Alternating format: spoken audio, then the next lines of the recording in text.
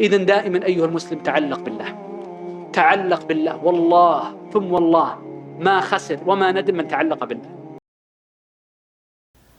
Et les gens de science ici, ils nous mentionnent du détail concernant les éloges, et plus particulièrement le fait de faire des éloges au visage de la personne.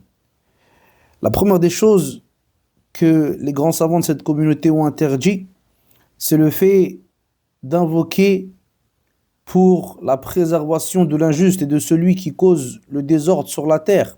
قال الحسن من دعا لفاسق بالبقاء فقد أحب أن يعصى الله عز وجل. Il disait le Hassan rahmatullahi alayhi que celui qui invoque pour la préservation d'un débauché, alors il aura aimé qu'on désobéisse à Allah Jalla wa ala dans ce bas monde. Donc ça c'est par rapport à celui qui est injuste et qui sème le désordre sur la terre.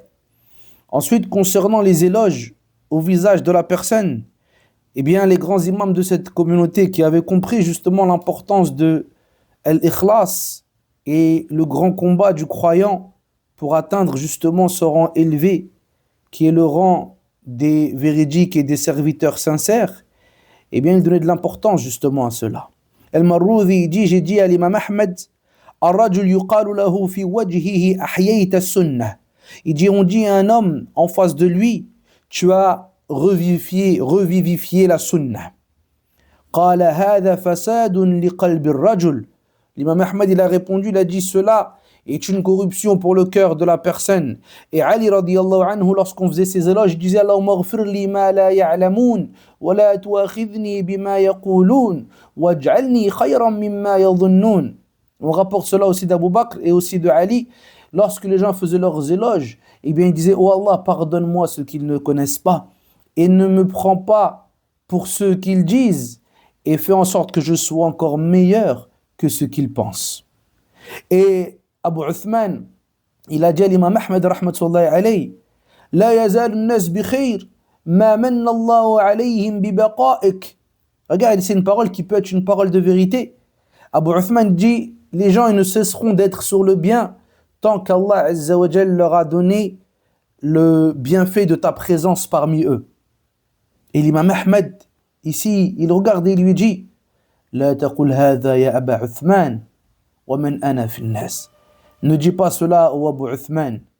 Qui suis-je moi parmi les gens?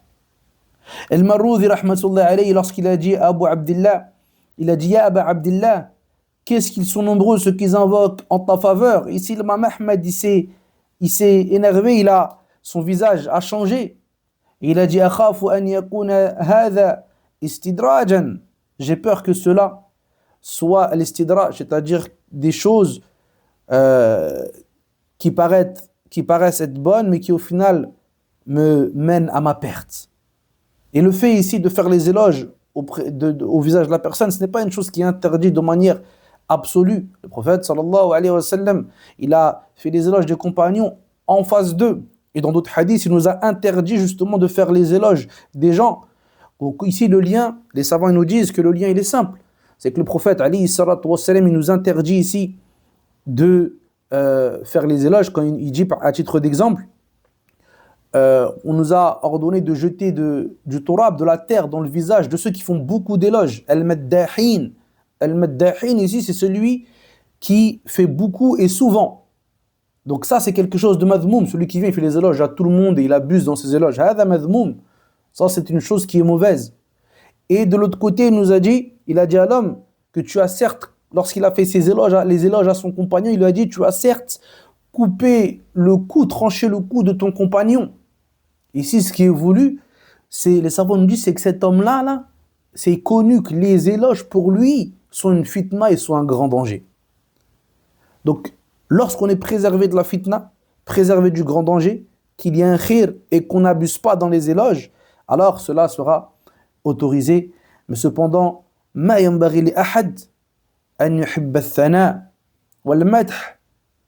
Il ne convient à personne ici, parmi les croyants, d'aimer et d'accrocher son cœur aux éloges, car les éloges et l'ikhlas, comme il dit Ibn al-Qayyim, ils ne se réunissent pas dans le cœur du croyant. Donc, contrairement à ce qu'on voit de nos jours ici, que la personne y craigne Allah Azza wa Jal dans ces choses-là.